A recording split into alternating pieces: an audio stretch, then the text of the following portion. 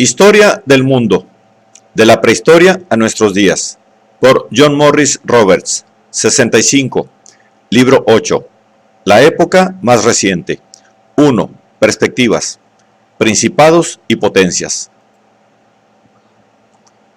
Mientras debatimos si la religión organizada y el concepto de una ley moral fija e invariable han perdido o no parte de su poder como reguladores sociales, lo que sí sabemos es que el Estado, el tercer gran agente histórico del orden social, ha aguantado su posición mucho mejor, al menos a primera vista.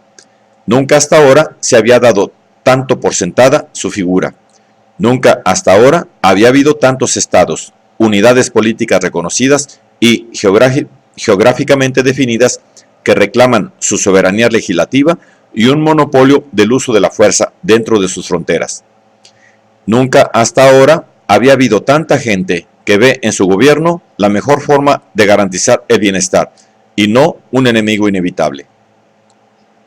La política, como una carrera para conseguir poder estatal, ha sustituido aparentemente a la religión, a veces incluso eclipsando a la economía de mercado, como el foco de fe que puede mover montañas.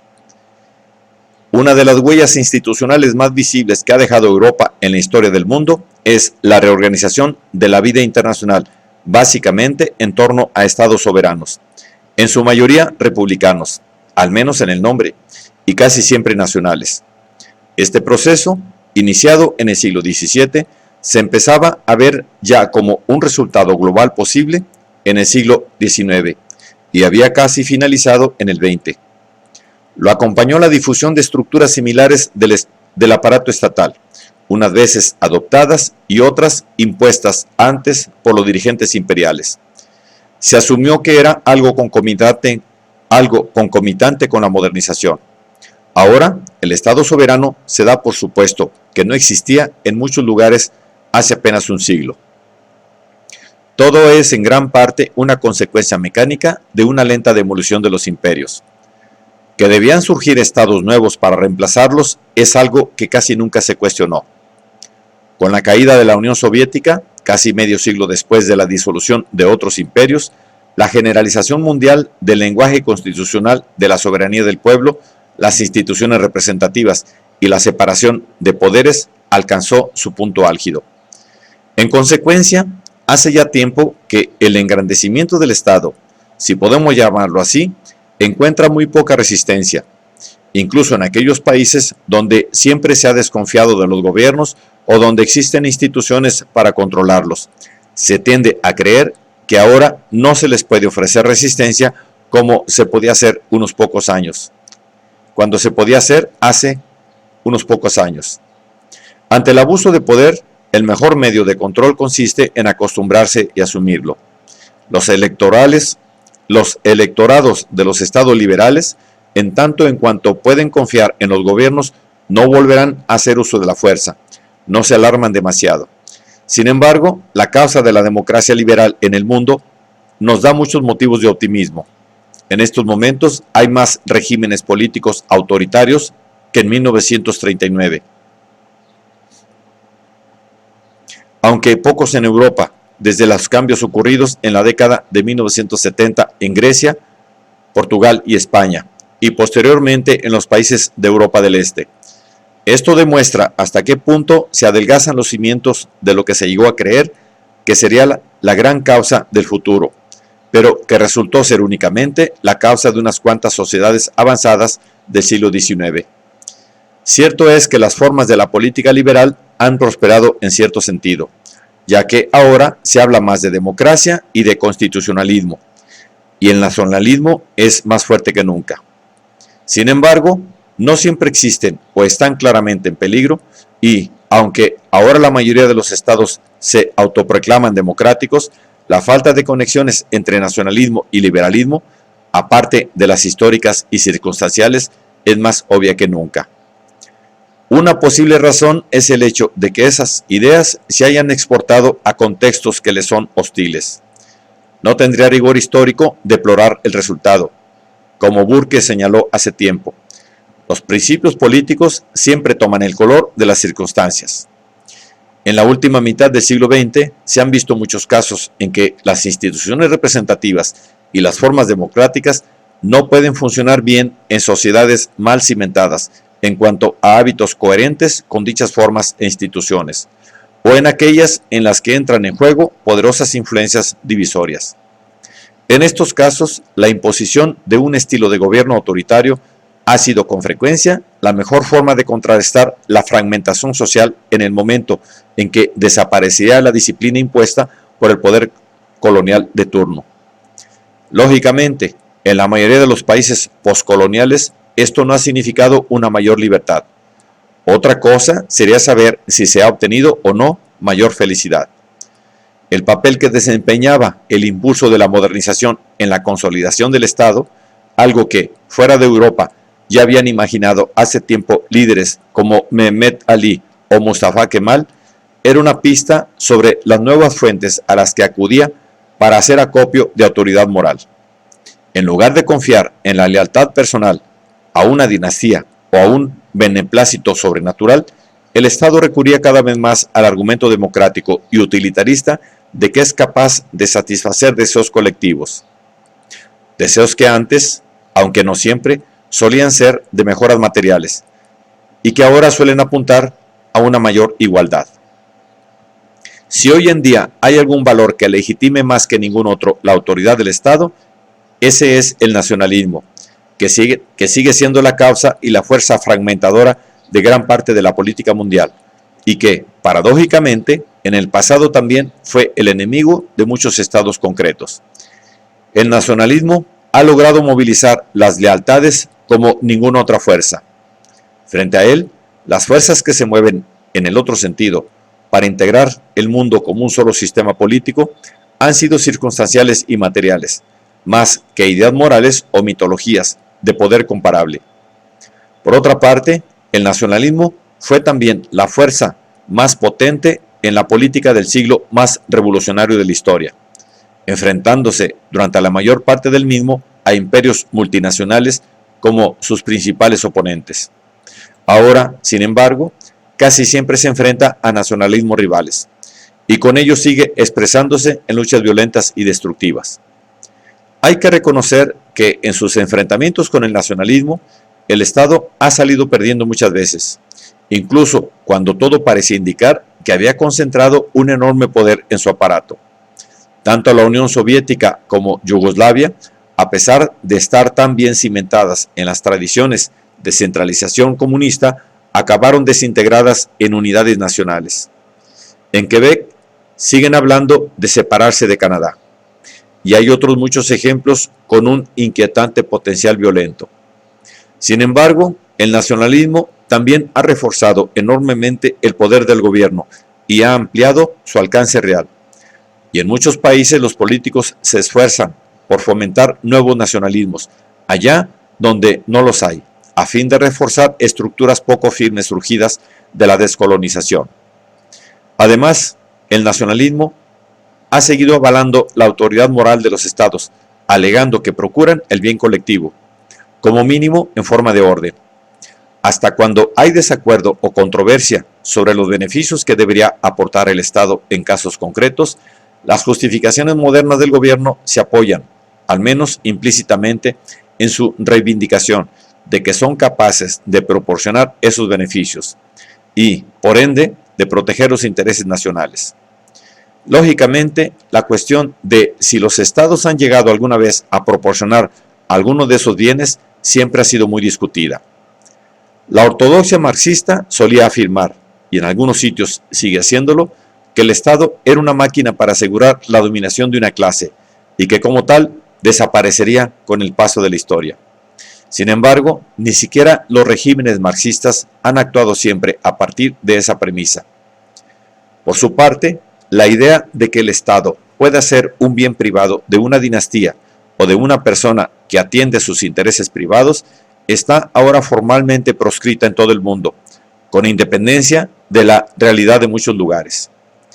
En la actualidad, algunos estados participan de una forma que nunca habían hecho sus precedentes en sistemas, conexiones y organizaciones complejas, con fines que van mucho más allá de la simple alianza, y que requieren concesiones de soberanía.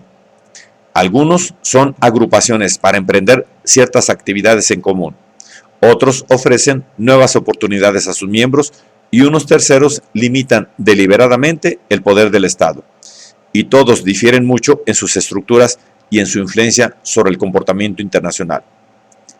Las Naciones Unidas están formadas por estados soberanos, pero han organizado o autorizado acciones colectivas contra miembros concretos, algo que no hizo la Sociedad de Naciones ni ninguna otra asociación anterior. A escala más reducida, pero no menos importante, han surgido agrupaciones regionales que exigen la observancia de disciplinas comunes. Frente al carácter efímero de algunas, como las del este de Europa, la Unión Europea, pese a que aún no han cumplido muchas de las expectativas con las que nació, continúa avanzando poco a poco. El 1 de enero de 2002 se introdujo una nueva moneda común en 12 de sus Estados miembros y entre sus 300 millones de habitantes. Sin embargo, no todos son organizaciones oficiales.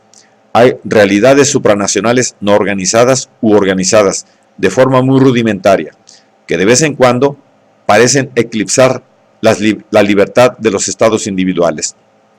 El Islam ha sido a veces acogido con miedo o con ilusión en ese papel. Puede que la conciencia racial del panafricanismo o de la que se dio en llamar negritud esté inhibiendo las acciones de algunas naciones.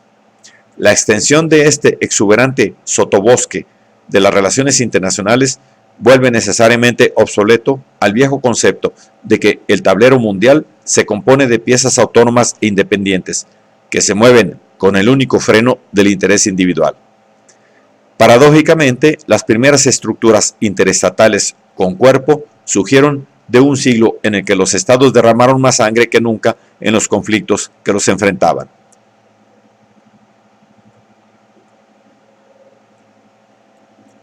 También el derecho internacional aspira ahora a ejercer un mayor control real del comportamiento de los estados, pese a los ejemplos que sigue habiendo de su manifiesto incumplimiento. En parte es una cuestión de cambio lento y todavía esporádico del clima de opinión. Los regímenes incivilizados y bárbaros siguen comportándose de formas incivilizadas y bárbaras, pero la decencia también ha ganado alguna que otra victoria. El shock que produjo en 1945 la revelación de las realidades del régimen nazi en la Europa de la guerra significó que ahora ya no se pueden emprender y llevar a cabo grandes perversidades sin encubrimientos, desmentidos o intentos de justificación verosímil. En julio de 1998, los representantes de 120 naciones, y Estados Unidos no estaba entre ellas, acordaron crear un tribunal internacional permanente para juzgar crímenes de guerra y crímenes contra la humanidad. Al año siguiente, una sentencia sin precedentes del más alto Tribunal de Justicia de Gran Bretaña estableció que un antiguo jefe de Estado era susceptible de extradición a otro país para responder a los cargos criminales formulados contra él. En 2001, el antiguo presidente de Serbia fue entregado por sus paisanos a un tribunal internacional y se sentó en el banquillo. De todas formas, conviene no exagerar. Cientos, si no miles, de personas malvadas de todos los rincones del mundo siguen cometiendo brutalidades y crueldades por las que posiblemente nunca rendirán cuentas. La criminalidad internacional es un concepto que infringe la soberanía estatal y es muy poco probable que ninguna presidencia de Estados Unidos acepte alguna vez la jurisdicción de un tribunal internacional sobre sus ciudadanos. Se trata del mismo país, por cierto, que en la década de 1990 adoptó explícitamente unos revolucionarios objetivos en política exterior, con fines casi morales, cuando procuró el derrocamiento de los gobiernos de Saddam Hussein y de Slobodan Milosevic, que ha decidido organizar iniciativas contra el terrorismo, que sin duda alguna implican alguna que otra injerencia en la soberanía de otros países. No obstante, en los últimos 2 o 3 siglos, los gobiernos han tenido cada vez más poder en sus países respectivos para hacer lo que se les pedía. Más recientemente, los apuros económicos de la década de 1930 y las dos grandes guerras mundiales exigieron una enorme movilización de recursos y sucesivas ampliaciones del poder gubernamental. A esas fuerzas se sumaron las demandas de que los gobiernos fomentaran indirectamente el bienestar de sus súbditos y garantizaran la prestación de servicios hasta entonces desconocidos o dejados en manos de los individuos o de unidades naturales, como las familias y los pueblos. El estado del bienestar fue una realidad en Alemania y en Gran Bretaña antes de 1914. En los últimos 50 años, la proporción del Producto Interno Bruto que se queda el Estado se ha disparado en casi todo el mundo. A ello hay que sumar la prisa por modernizarse. Pocos países fuera de Europa lo han conseguido sin ser dirigidos desde arriba. Y hasta en Europa, algunos países le deben la mayor parte de su modernización al gobierno. Los ejemplos más destacados del siglo XX fueron Rusia y China, dos grandes sociedades agrarias que buscaron y obtuvieron la modernización a través del poder estatal. Por último, la tecnología, en forma de mejores comunicaciones, armas más poderosas y sistemas de información más completos, ha beneficiado a quienes podían invertir más en ella, los gobiernos. Hubo un tiempo, y no tan lejano, en el que ni la más grande de las monarquías europeas podía elaborar un censo o crear un mercado interno unificado. Ahora, el Estado tiene prácticamente el monopolio de los principales instrumentos de control físico.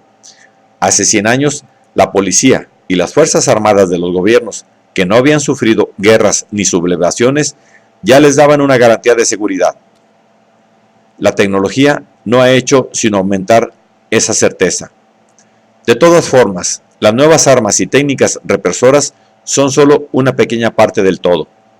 También tienen una enorme importancia la intervención del Estado en la economía, mediante su poder como consumidor, inversor o planificador, y la mejora de los medios de comunicación de masas de una forma tal que hace que su acceso sea altamente centralizado. Hitler y Roosevelt utilizaron mucho la radio, aunque para fines muy distintos, y los intentos de regular la vida económica son tan viejos como el propio concepto de gobierno. Sin embargo, en los últimos tiempos, los gobiernos de la mayoría de los países han tenido que lidiar de una forma más clara con una nueva integración de la economía mundial y, en consecuencia, con una reducción de su libertad para manejar sus propios asuntos económicos. Y no nos referimos a la actuación de entidades supranacionales como el Banco Mundial o el Fondo Monetario Internacional, sino a los efectos de una tendencia visible desde hace tiempo y llamada en sus últimas manifestaciones globalización, a veces institucionalizada mediante acuerdos internacionales o simplemente a través del crecimiento económico de las grandes compañías, pero impulsada por expectativas crecientes en todas partes.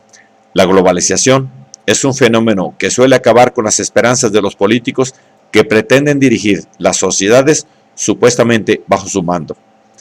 La independencia económica y política puede verse muy afectada por los flujos financieros globales no regulados e incluso por las operaciones de las grandes empresas, algunas de las cuales disponen de recursos mucho mayores que los de muchos estados pequeños. Resulta paradójico que las protestas más fuertes contra la restricción de la independencia del Estado a la que puede conducir la globalización procedan en ocasiones de aquellos que reclamarían una injerencia aún mayor en la soberanía en casos, por ejemplo, de violación de los derechos humanos. La interacción de todas esas fuerzas puede verse en las páginas siguientes.